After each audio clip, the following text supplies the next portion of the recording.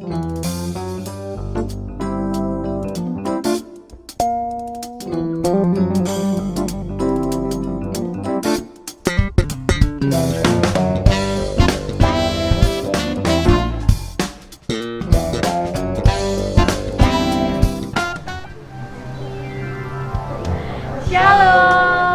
Aku Good News. Minggu 3 Januari 2021.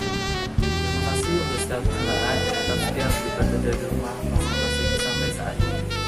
Menginformasikan untuk pelayan altar Minggu 10 Januari 2021. WL Bapak Yusuf, singer Saudara Elwin dan Video, keyboard Bapak Yoyon, bass Saudara Valen, gitar Saudara Randy, drum Bapak Toto, CD Saudara Toti, sampai Saudara Ezra, kameramen multimedia. Mengingatkan untuk setiap pelayan altar dapat mempersiapkan diri setiap hari Kamis jam 5 sore untuk melakukan pertama ibadah. Petugas kelam Minggu 10 Januari 2021. Kelas Indria akan dilayani oleh Saudari Sarah. Kelas pertama akan dilayani oleh Saudari Abel. Kelas Madya akan dilayani oleh Saudara Bima. Dan Tunas Muda akan dilayani oleh Ibu Ruth. Serta mengajak Bapak Ibu Saudara untuk mendukung anak-anak dalam kelas minggu pada pukul 9.45 setelah ibadah online. Informasikan petugas berdoa Rasul 6 Januari 2021. MC Ibu Ruth, musik Saudara Muda dan Saudara Bima. Firman Tuhan akan dilayani oleh kita. Dan terima kasih untuk seluruh jemaat yang masih tetap setia untuk mengikuti jam doa pada hari Rabu jam 6 sore, dan kiranya seluruh jemaat dapat terus tetap setia dan sekutu dalam jam doa setiap minggu. Mengajak setiap pemuda dan remaja untuk dapat bersekutu bersama dalam persekutuan setiap hari Sabtu pukul 6 sore melalui YouTube channel Salty Dating Fellowship. Terima kasih untuk teman-teman yang tetap setia untuk bersama. Yesus Dating Indonesia Salatiga mengucapkan selamat ulang tahun kepada Bapak Ibu Prasetyo tanggal 3 Januari dan Ibu Krisna Kurniawati tanggal 9 Januari. Kiranya Tuhan selalu menyertai, memberikan kesehatan dan berkah yang melimpah bagi Bapak dan Ibu. Tuhan Yesus berkati. Menginformasikan untuk seluruh jemaat tetap mengikuti protokol kesehatan juga menggunakan masker ketika berpergian, cuci tangan dengan sabun, menggunakan hand sanitizer serta menjaga jarak dengan orang baik. Kiranya Bapak Ibu Saudara dapat terhindar dari virus dan Tuhan. Stay safe, stay healthy.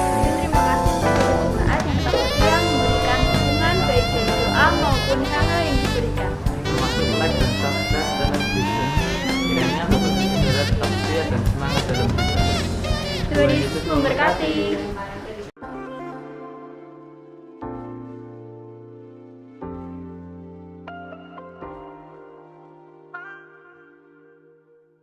Shalom, selamat pagi Bapak Ibu Saudara yang terkasih dalam Tuhan. Bagaimana kabarnya? Kami terus berharap Bapak Ibu semua dalam keadaan sehat, penuh sukacita dan damai sejahtera. Namun sebelumnya kami mengucapkan selamat tahun baru. Kita percaya semua karena anugerah Tuhan. Kita boleh menginjak kaki kita di tahun yang baru. Hari ini, tahun yang baru. Mari kita bersepakat, katakan bahwa kasih setia Tuhan berlimpah-limpah di tahun yang baru ini. Amin. Pagi ini mari kita datang menghadap hadirat-Nya. Kita mau memulai awal yang baru bersama Tuhan. Tahun 2020 sudah kita lalui dengan tangan kasih penyertaan Tuhan. Dan kita percaya di tahun 2021 ini kita akan lalui bersama dengan Tuhan. Kita akan mengawali dengan hati yang baru di hadapan Tuhan. Mari kita tundukkan kepala kita di hadapan Tuhan. Kita membuka hati kita. Biarkanlah Roh Kudus hadir dalam hati kita, dalam kehidupan kita, dalam keluarga kita. Karena hanya bersama dengan Tuhan saja kita mampu melewati perjalanan kehidupan yang ada di depan kita. Yes.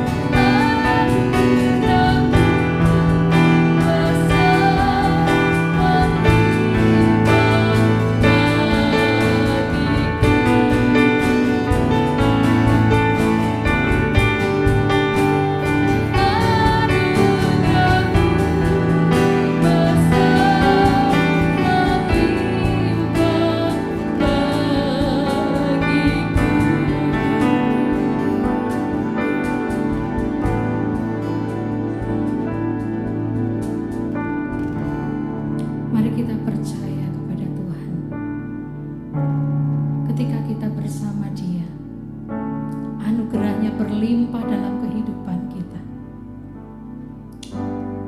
Sungguh hati kami percaya kepadamu Tuhan, untuk kami dapat melewati tahun yang baru ini dengan hati yang baru, dengan hidup yang baru. Kami mau taruh percaya kami hanya kepadamu Tuhan. Mari Tuhan, biarlah Engkau yang akan menjadi nakoda di dalam kehidupan kami, untuk kami dapat melangkah di tahun yang baru ini Tuhan. Biarlah kami boleh melihat kasih Tuhan, kami boleh melihat anugerah-Mu Tuhan, kami boleh melihat mujizat-Mu Engkau nyatakan dalam setiap kehidupan kami. Ajar kami untuk semakin percaya kepada Tuhan. Ajar kami Tuhan untuk lebih setia di hadapan-Mu, sehingga ketika kami melangkahkan kaki kami, kami boleh melangkah dengan penuh keyakinan dan iman kepada Tuhan. Kami mengucap syukur untuk penyertaan Tuhan di sepanjang tahun yang boleh kami lalui. Dan kami percaya Tuhan, tahun yang kami lewati nanti ada penyertaan Tuhan yang luar biasa dalam hidup kami. Dan saat ini kami mau taruh hati kami Tuhan, untuk duduk diam di hadapan, untuk memuji dan menyembah-Mu Tuhan.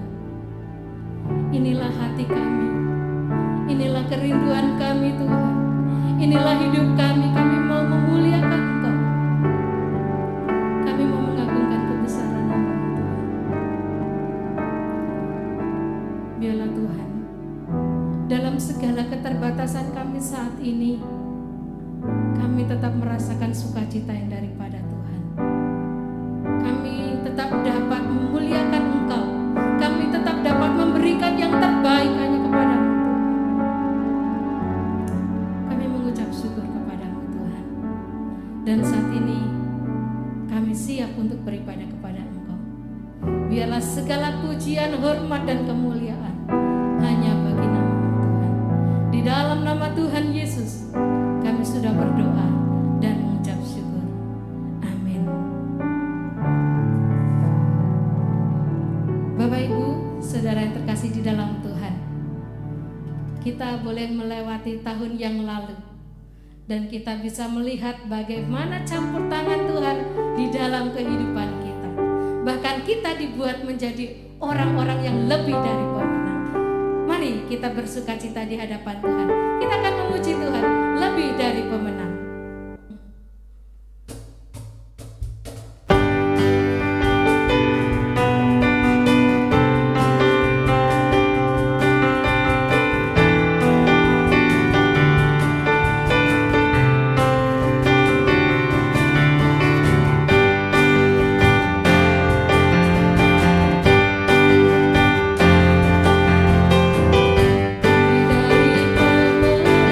pemenang dalam segala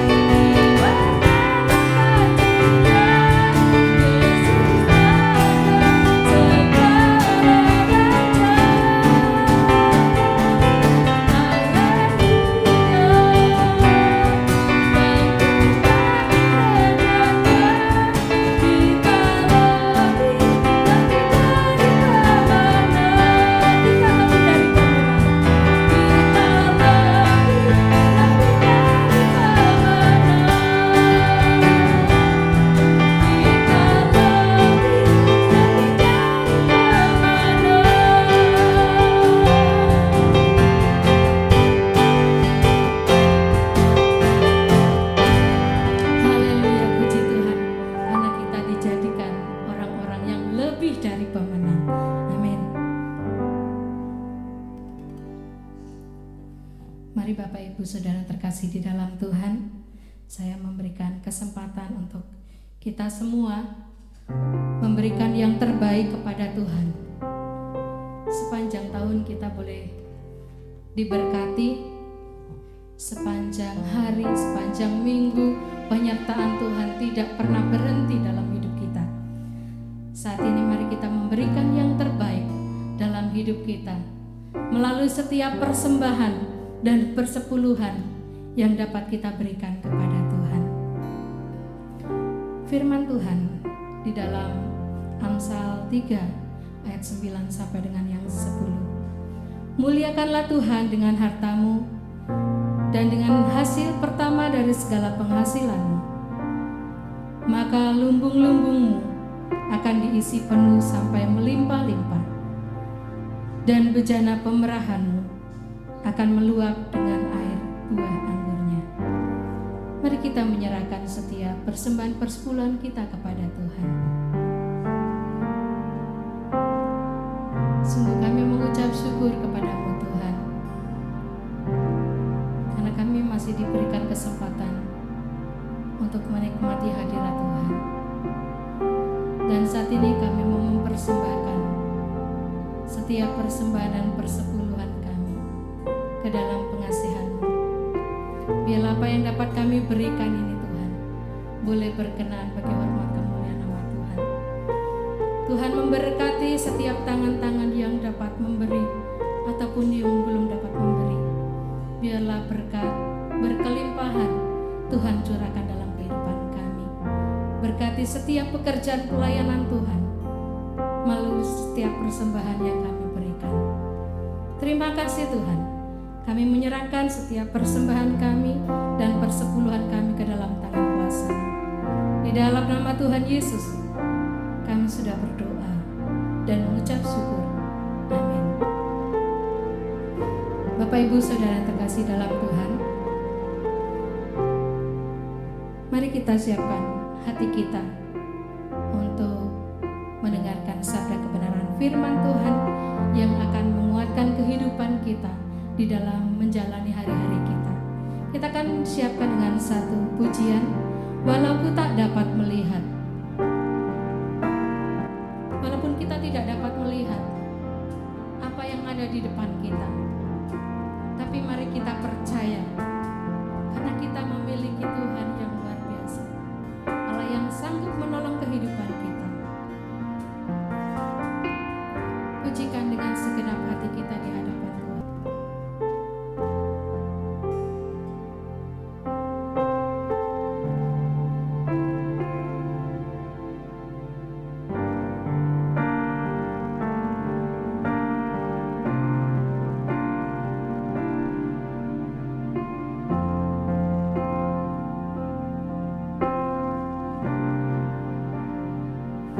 Ku sadar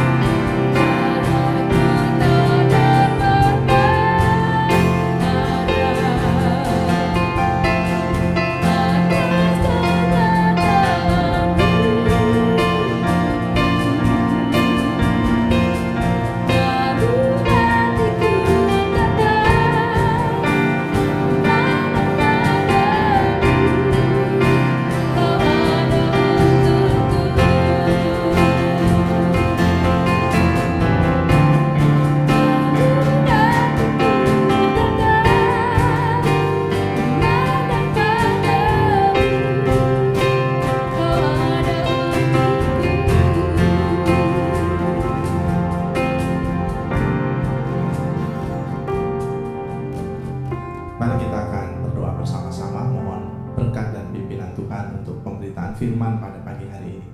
Bapa di dalam surga, kami bersyukur untuk kebaikan-Mu, kemurahan-Mu, kasih setia-Mu dalam kehidupan kami. Pagi hari ini kami boleh menikmati ibadah, menikmati hadirat Tuhan, menikmati berkat firman-Mu. Kami berdoa Tuhan mengurapi hamba-Mu, Tuhan memakai hamba-Mu dengan kuat kuasa-Mu, sehingga hamba-Mu boleh Tuhan layakkan untuk menyampaikan setiap kebenaran sesuai dengan kehendak-Mu. Berkati setiap umat-Mu yang rindu belajar firman-Mu. Biarlah kami juga dimampukan oleh Tuhan untuk memahami firman-Mu dan melakukannya dalam kehidupan setiap kami. Terima kasih Yesus, kami bersyukur, kami berdoa. Haleluya. Amin. Shalom Bapak Ibu dan Saudara yang terkasih di dalam Tuhan Yesus Kristus. Puji nama Tuhan kalau hari ini kita boleh kembali bersama-sama beribadah, bersama-sama dengan keluarga kita. Kita boleh menikmati hadirat Tuhan. Dan ini menjadi ibadah pertama kita di tahun 2021. Ini menjadi pembuka tahun yang baru bagi keluarga kita dan juga bagi gereja kita. Nah Bapak Ibu Saudara yang terkasih di dalam Tuhan, kebenaran firman Tuhan pada pagi hari ini diambil dari Mazmur 37 ayat yang pertama sampai dengan ayat yang ke-11. Saya mengajak Bapak Ibu Saudara untuk memperhatikan bagian firman Tuhan ini. Saya akan membacakan dari ayat yang pertama sampai dengan ayat yang ke-11 dari Mazmur 37. Demikian firman Tuhan. Kebahagiaan orang fasik semu. Dari Daud. Jangan marah karena orang yang berbuat jahat. Jangan iri hati kepada orang yang berbuat curang, sebab mereka segera lisut seperti rumput dan layu seperti tumbuh-tumbuhan hijau. Percayalah kepada Tuhan dan lakukanlah yang baik. Diamlah di negeri dan berlakulah setia. Dan bergembiralah karena Tuhan, maka Ia akan memberikan kepadamu apa yang diinginkan hatimu. Serahkanlah hidupmu kepada Tuhan dan percayalah kepadanya, dan Ia akan bertindak. Ia akan memunculkan kebenaranmu seperti terang dan hakmu seperti siang. Berdiam dirilah di hadapan Tuhan dan nantikanlah Dia. Jangan marah karena orang yang berhasil dalam hidupnya, karena orang yang melakukan tipu daya. Berhentilah marah dan tinggalkanlah panas hati itu.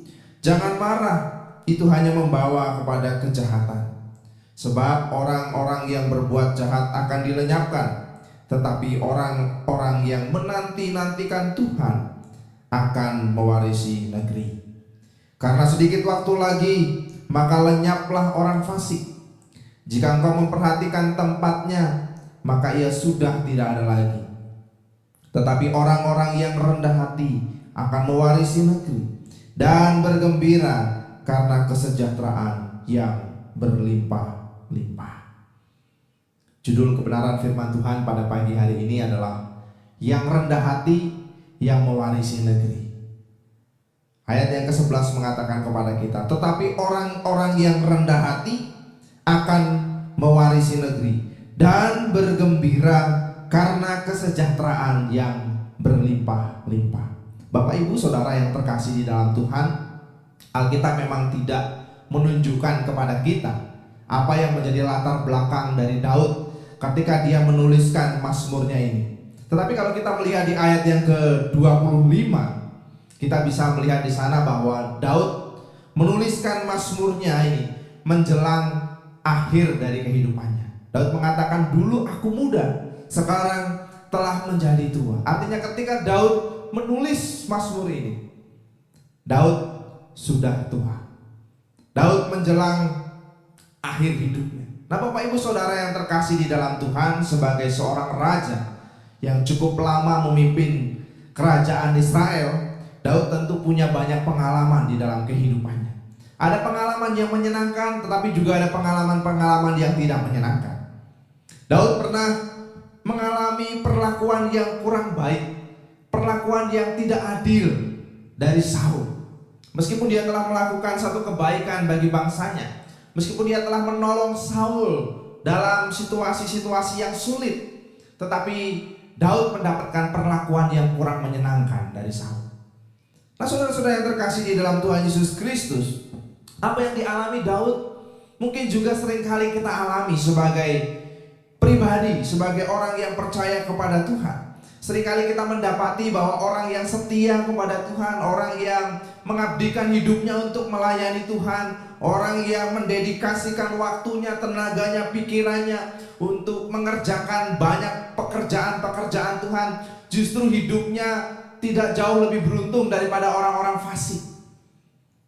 Ada orang yang hidupnya sembrono, hidupnya bebas, hidupnya diliputi dengan kemauan untuk melakukan apa yang mereka anggap baik, hidupnya penuh dengan keinginan untuk mabuk-mabukan, keinginan untuk berjudi, keinginan untuk melakukan hal-hal yang tidak berkenan kepada Tuhan. Justru mereka jauh lebih beruntung daripada hidup orang-orang yang mendedikasikan waktunya, tenaganya, pikirannya bagi Tuhan. Kadang-kadang ada orang yang hidupnya setia, hidupnya melayani dan sepenuh hati dengan sepenuh tenaganya untuk Tuhan, justru menghadapi banyak pergumulan. Ada banyak sakit penyakit justru dialami oleh orang-orang yang setia melayani Tuhan. Nah, saudara-saudara yang terkasih di dalam Tuhan Yesus Kristus, situasi seperti ini tentu kesannya kurang adil atau tidak adil bagi kita. Apalagi bagi orang Israel pada waktu itu yang menganut retribusi tradisional, artinya yang taat pasti diberkati, yang tidak taat pasti mendapatkan kutuk. Sulit bagi mereka ketika mereka melihat kesuksesan orang fasik.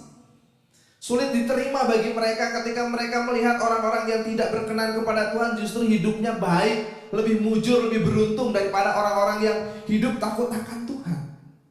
Tapi mari kita perhatikan apa yang dikatakan oleh Daud di dalam ayat yang ke-11 ya. Di situ Daud berkata bahwa orang yang rendah hati justru akan mewarisi negeri dan mereka akan mengalami kegembiraan karena damai sejahtera yang berlimpah-limpah. Nah, Bapak Ibu Saudara yang terkasih di dalam Tuhan, melalui ayat ini Daud mengingatkan saudara dan saya untuk tidak usah resah, tidak usah gelisah, tidak usah bingung ketika kita melihat orang yang hidupnya di luar Tuhan justru diberikan kemudahan dan keberhasilan.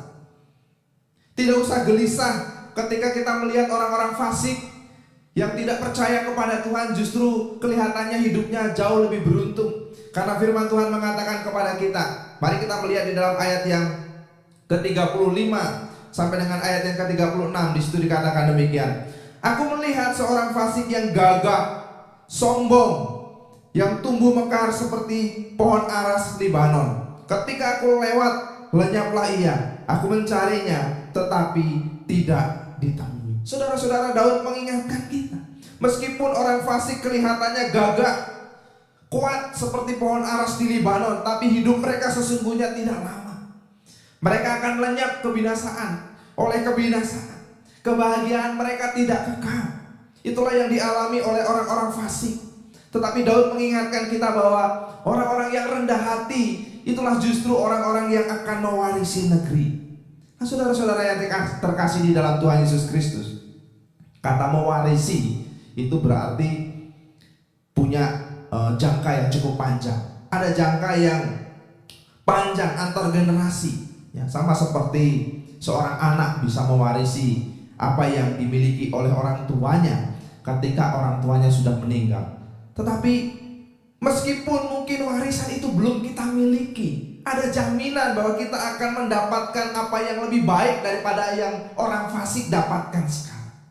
Nah, saudara-saudara yang terkasih di dalam Tuhan Yesus Kristus, kalau kita memperhatikan juga di dalam ayat yang ke-23, ada 3 berkat yang disampaikan oleh Daud di sana. Ayat yang ke-23 kita bisa melihat sampai dengan ayat yang ke-26 untuk melihat berkat-berkat yang Allah sediakan bagi orang-orang yang hidup dalam kerendahan hati. Mari kita melihat ayat yang ke-23. Tuhan menetapkan langkah-langkah orang yang hidupnya berkenan kepadanya. Apabila ia jatuh tidak sampai tergeletak, sebab Tuhan menopang tangannya. Dahulu aku muda, sekarang telah menjadi tua, tetapi tidak pernah kulihat orang benar ditinggalkan atau anak cucunya meminta-minta. Tiap hari ia menaruh belas kasihan dan memberi pinjaman anak cucunya. menjadi berkat. Inilah janji firman Tuhan yang diyakini oleh Daud, bahwa hidup orang benar jauh lebih beruntung daripada orang-orang yang di luar Tuhan. Hidup orang benar jauh lebih beruntung daripada orang-orang fasik yang kelihatannya mungkin secara fisik mereka gemuk dan sehat. Saudara-saudara yang terkasih di dalam Tuhan, ada 3 berkat yang disampaikan oleh Daud kepada kita, bahwa di situ dikatakan Tuhan menetapkan langkah orang yang hidupnya berkenan kepada Tuhan.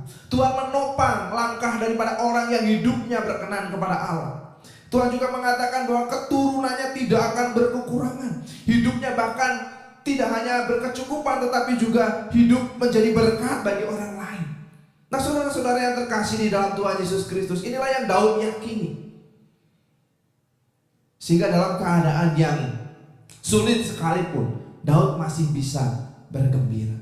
Nah, Bapak Ibu Saudara yang terkasih di dalam Tuhan Yesus Kristus, pengalaman hidup Daud ini menunjukkan sesuatu kepada kita, bahwa dalam perjalanan hidup kadang-kadang kita harus melewati masa-masa yang sulit.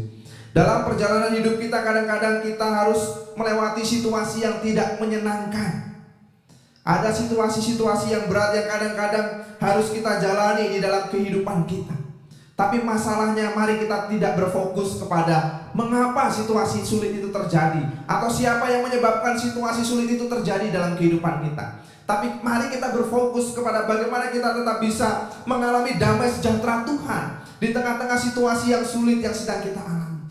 Bagaimana kita bisa tetap tenang, bagaimana kita tidak gusar, bagaimana kita tetap rendah hati dalam situasi-situasi yang mungkin tidak menyenangkan yang terjadi dalam kehidupan kita. Apalagi ketika kita melihat orang fasik, orang yang hidupnya tidak berkenan kepada Tuhan dan mereka berhasil. Mari kita belajar bagaimana kita tetap bisa tenang dan tetap mengalami damai sejahtera Tuhan. Dari pengalaman Daud kita bisa belajar setidaknya ada 5 sikap yang kita perlu miliki ketika kita menghadapi situasi-situasi tidak menyenangkan. Ketika kita melihat orang fasik hidupnya jauh lebih beruntung daripada orang yang hidup di dalam Tuhan. Dari Daud kita belajar hal yang pertama, supaya kita mengalami damai sejahtera Tuhan adalah kita tidak perlu marah. Jangan marah terhadap orang yang berbuat jahat. Itulah yang dikatakan Daud di dalam ayat yang pertama. Mari kita melihat bersama-sama. Daud mengatakan, jangan marah karena orang yang berbuat jahat, jangan iri hati kepada orang yang berbuat curang. Saudara-saudara, Daud mengatakan kepada kita tidak perlu marah terhadap orang yang berbuat jahat. Dan itu tidak hanya sekali dikatakan oleh Daud. Di ayat yang ke-7 Daud juga mengatakan, berdiam dirilah di hadapan Tuhan dan nantikanlah dia. Jangan marah karena orang yang berhasil dalam hidupnya. Ayat yang ke-8, berhentilah marah dan tinggalkanlah panas hati itu. Jangan marah, itu hanya membawa kepada kejahatan. Berulang kali, 4 kali setidaknya Daud mengatakan jangan marah terhadap orang yang berbuat jahat. Nah, saudara-saudara yang terkasih di dalam Tuhan, apakah kita tidak boleh marah? Tentu saja kita boleh marah. Tetapi firman Tuhan ini mengingatkan kita, jangan sampai kemarahan itu menyebabkan kita mengalami panas hati. Jangan sampai kemarahan itu menyebabkan kita melampiaskan kemarahan itu secara membabi buta di hadapan orang lain atau di hadapan publik. Inilah yang Daud katakan. Kalau kita melihat bahasa aslinya, sesungguhnya kata jangan marah itu lebih tepat diterjemahkan sebagai jangan panas hati, ya. Sebuah situasi di mana kita melampiaskan kemarahan di depan umum atau di depan publik. Inilah yang tidak dikehendaki oleh Tuhan. Nah, saudara-saudara yang terkasih di dalam Tuhan Yesus Kristus, Daud mengatakan jangan marah karena itu akan membawa kita kepada kejahatan. Di dalam suratnya kepada jemaat di Efesus, Paulus mengatakan di dalam Efesus pasal 4 ayat yang ke-26 sampai dengan ayat yang ke-27, Paulus mengatakan, apabila kamu menjadi marah, janganlah kamu berbuat dosa. Janganlah matahari terbenam sebelum padam amarahmu, dan janganlah beri kesempatan kepada iblis. Nah, saudara-saudara yang terkasih di dalam Tuhan Yesus Kristus, setiap kita mungkin pernah marah ketika kita melihat ada orang yang tidak mengenal Tuhan, orang fasik justru hidupnya lebih beruntung dari kehidupan kita sebagai orang percaya. Tetapi firman Tuhan mengingatkan kita, jangan sampai kemarahan itu membuat kita jatuh di dalam dosa. Dengan kata lain, jangan sampai rasa panas hati itu membuat kita terprovokasi untuk melakukan tindakan-tindakan yang berdosa. Daud diperlakukan tidak adil oleh Saul. Daud mendapatkan perlakuan yang kurang menyenangkan dari Saul. Tetapi dia tidak marah. Dia tidak mau kehidupannya terprovokasi oleh perlakuan Saul. Nah, Bapak Ibu Saudara yang terkasih di dalam Tuhan Yesus Kristus, Daud mengatakan itu kepada kita. Jangan terpancing dengan orang yang berbuat curang. Jangan marah terhadap orang yang berbuat curang. Jangan iri hati kepada orang yang berbuat curang. Itulah yang Daud ingatkan kepada kita. Kita akan kehilangan damai sejahtera ketika kita marah kepada orang-orang yang berbuat curang terhadap kita. Hal yang kedua yang kita bisa lihat, sikap Daud ketika dia menghadapi situasi yang sulit. Dia memilih untuk percaya kepada Tuhan dan melakukan yang baik. Mari kita melihat di dalam ayat yang ketiga. Percayalah kepada Tuhan dan lakukanlah yang baik. Diamlah di negeri dan berlakulah setia. Nah, Bapak Ibu Saudara yang terkasih di dalam Tuhan, orang yang berlaku curang, orang yang berlaku jahat, dan mereka tetap bisa menikmati hidup dengan baik, membuat kita tergoda untuk melakukan hal yang sama. Ketika kita melihat ada orang yang hidupnya tidak berkenan kepada Tuhan dan mereka berhasil, mungkin kita tergoda untuk ikut melakukan hal yang sama. Tetapi mari kita melihat apa yang dikatakan oleh Daud, apa yang dilakukan oleh Daud di dalam ayat yang ketiga. Daud memilih untuk bersandar dan menyerahkan apa yang terjadi di luar kemampuannya kepada Tuhan. Daud mengatakan, percayalah kepada Tuhan dan tetaplah melakukan apa yang baik. Nah, saudara-saudara yang terkasih di dalam Tuhan Yesus Kristus, dimanapun kita berada, di lingkungan rumah, tempat tinggal kita, di lingkungan pekerjaan kita, atau bahkan di gereja sekalipun, kita akan bertemu dengan orang-orang yang memang tabiatnya senang melakukan hal yang curang. Mungkin kita akan bertemu dengan orang-orang yang tidak menyenangkan, orang-orang yang memperlakukan kita secara tidak adil. Tetapi tugas kita adalah tetap melakukan kebaikan. Dalam sejarah perjalanan hidup Daud, berkali-kali Daud dicurangi oleh Saul. Dia dijanjikan anak untuk menjadi istri Daud, tetapi Daud dicurangi. Tetapi dalam situasi yang sulit, bahkan ketika Daud dikejar-kejar oleh Saul, Daud tetap memilih untuk menghormati Saul dan melakukan hal yang baik bagi Saul. Daud bukan tidak punya kesempatan untuk membunuh Saul. Berulang kali Daud memiliki kesempatan untuk membunuh Saul, tetapi hal itu tidak dilakukan oleh Daud. Karena Daud menyadari bahwa Saul adalah orang yang diurapi oleh Tuhan. Daud tidak mau membalaskan kejahatan dengan kejahatan, tetapi ia membalaskan kejahatan Saul dengan kebaikan. Ini memang tidak mudah, tetapi ini menjadi teladan kita. Daud memberikan kepada kita suatu teladan yang luar biasa. Dia mengalahkan kejahatan dengan kebaikan. Dalam surat Paulus kepada jemaat di Roma, Paulus mengatakan, janganlah kamu kalah terhadap kejahatan, tetapi kalahkanlah kejahatan dengan kebaikan. Kalahkanlah kejahatan dengan kebaikan. Ketika kita melakukan kebaikan kepada orang-orang yang berbuat jahat kepada kita, orang-orang yang mungkin memperlakukan kita secara tidak adil, di saat itu kita sedang memumpukan bara di atas kepalanya. Nah, saudara-saudara yang terkasih di dalam Tuhan Yesus Kristus, karenanya mari jangan terpancing untuk melakukan hal kejahatan seperti yang dilakukan oleh orang-orang fasik.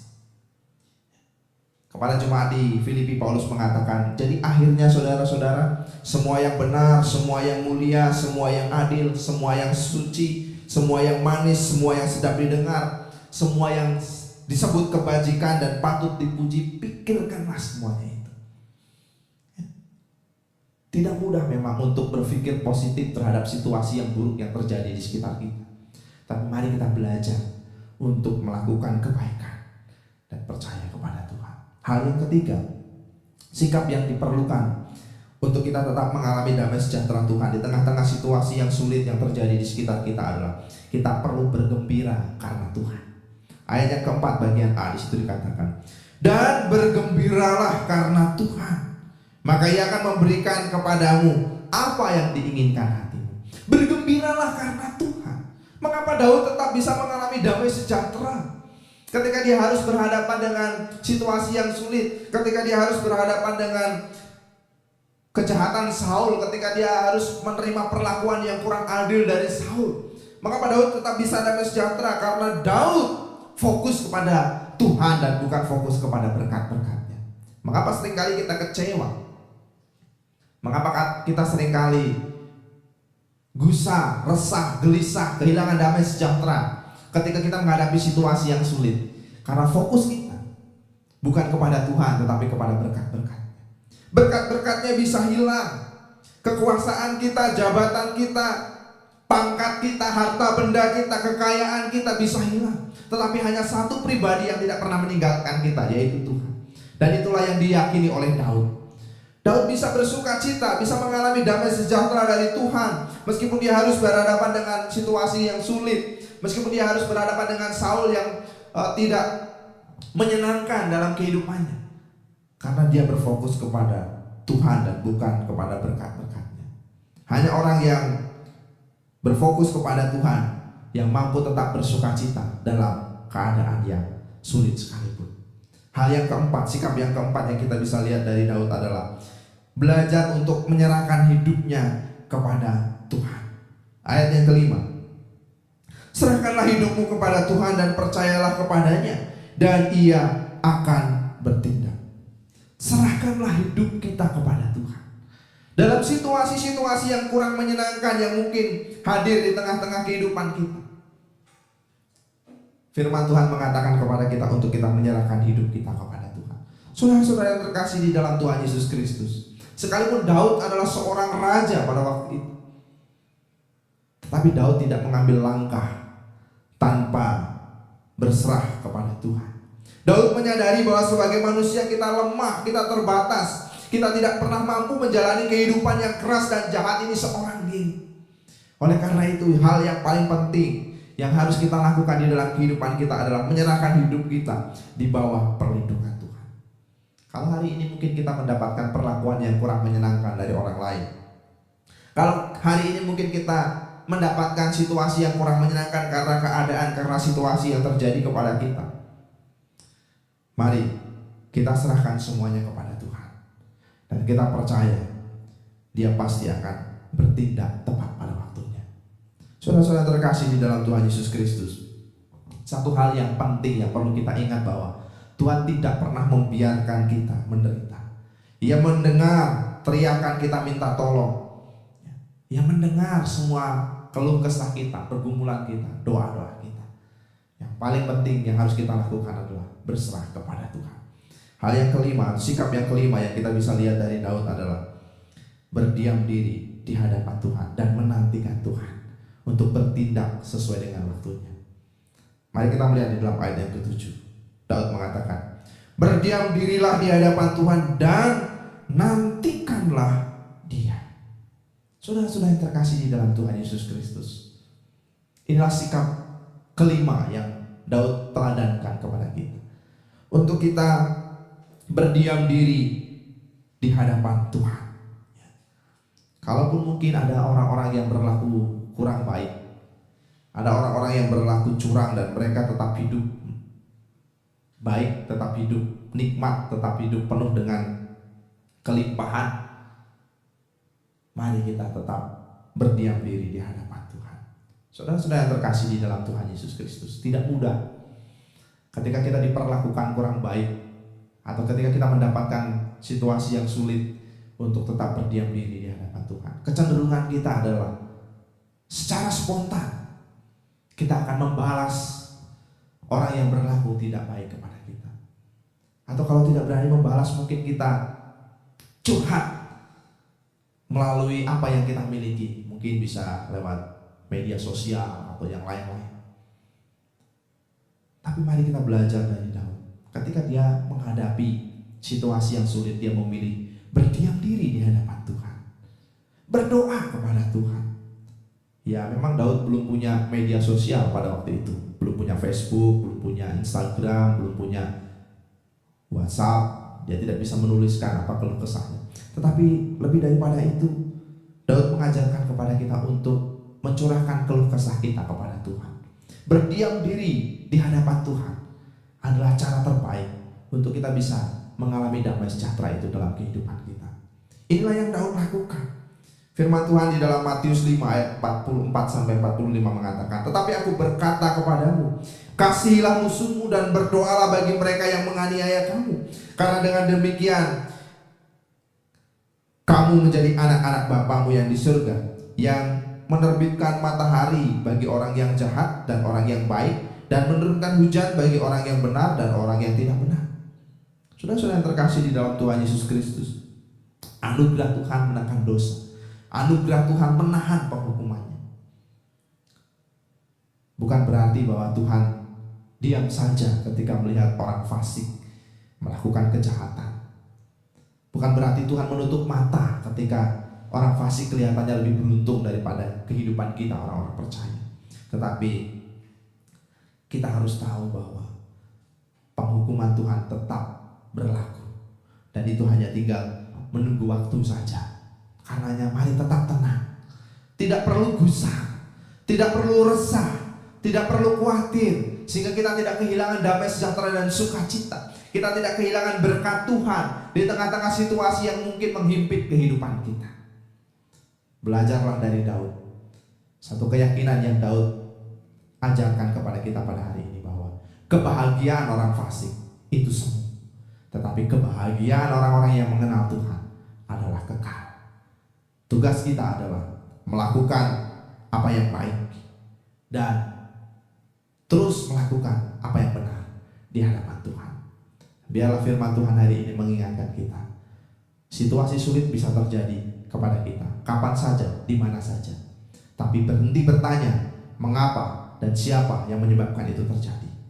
Belajarlah untuk tidak kehilangan damai sejahtera dari Tuhan. Mari kita berdoa bersama-sama. Pujian ini akan mengingatkan kita untuk kita senantiasa berseru kepada Tuhan. Biarlah kita berseru kepada Tuhan saja ketika ada situasi-situasi yang sulit terjadi dalam kehidupan kita. Hanya Tuhanlah tempat sandaran kita. Mari kita berdoa. Tuhan Yesus, kami bersyukur untuk firman-Mu. Biarlah firman-Mu menguatkan kami, dan biarlah firman-Mu meneguhkan kehidupan kami. Terima kasih Tuhan. Biarlah kami boleh belajar dari Daud yang tetap tenang, tetap memiliki damai sejahtera, tidak gusar ketika kami melihat ada orang-orang di luar sana, ada orang-orang yang bahkan berlaku curang tetapi hidupnya jauh lebih baik. Tapi kami bersyukur karena firman-Mu mengingatkan kami bahwa kebahagiaan orang fasik sesungguhnya adalah kebahagiaan yang semu. Dan biarlah kami dikuatkan oleh firman-Mu pada hari ini untuk tetap melakukan kebaikan. Tolong kami ya Tuhan, supaya kami tetap terus berjalan di jalan yang dikehendaki oleh Tuhan. Kami mau mengawali tahun 2021 dengan iman, dengan keyakinan, dengan pengharapan di dalam Tuhan. Terima kasih Bapa. Ini doa kami di dalam nama Yesus. Amin. Kau Tuhan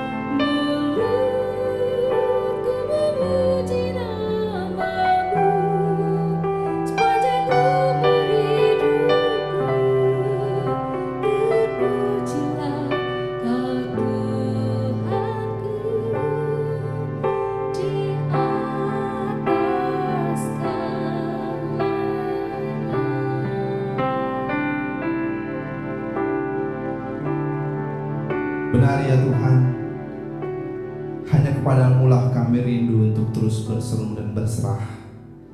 Sebab di dalam Engkau lah kami mendapatkan pertolongan, kami mendapatkan kekuatan, kami mendapatkan jaminan untuk kami boleh dimampukan oleh Tuhan menjalani hari-hari kami di tahun yang baru ini. Kami bersyukur untuk kesempatan yang luar biasa yang Tuhan anugerahkan kepada kami, untuk kesempatan menikmati tahun yang baru, untuk kesempatan memasuki kehidupan yang baru bersama-sama dengan keluarga kami masing-masing. Ya Bapa, berkenanlah Engkau melawat setiap umat-Mu dengan sukacita, dengan damai sejahtera, dengan kekuatan yang berlimpah yang dari Allah, supaya kami semua boleh mengalami hal-hal yang baik di tahun yang baru ini. Demikian juga untuk pelayanan pekerjaan Tuhan di GBI Salatiga. Biarlah Tuhan Kau menyertai kami semua dengan hikmat-Mu. Satukan kami dalam kasih-Mu, satukan kami dalam anugerah-Mu, dan biarlah kami boleh senantiasa mendapatkan hikmat-Mu, mendapatkan pimpinan-Mu untuk melakukan pelayanan demi pelayanan yang lebih baik lagi. Kami berdoa Tuhan memberkati kami semua. Terima kasih Bapa, terima kasih Yesus. Saudara-saudara yang terkasih di dalam Tuhan Yesus Kristus, biarlah damai sejahtera Allah yang melampaui segala akal boleh memelihara hati dan pikiranmu dalam Kristus Yesus, mulai hari ini sampai selama-lamanya. Terima kasih Tuhan. Di dalam nama Tuhan kami Yesus Kristus kami berdoa dan mengucap syukur. Haleluya. Amin.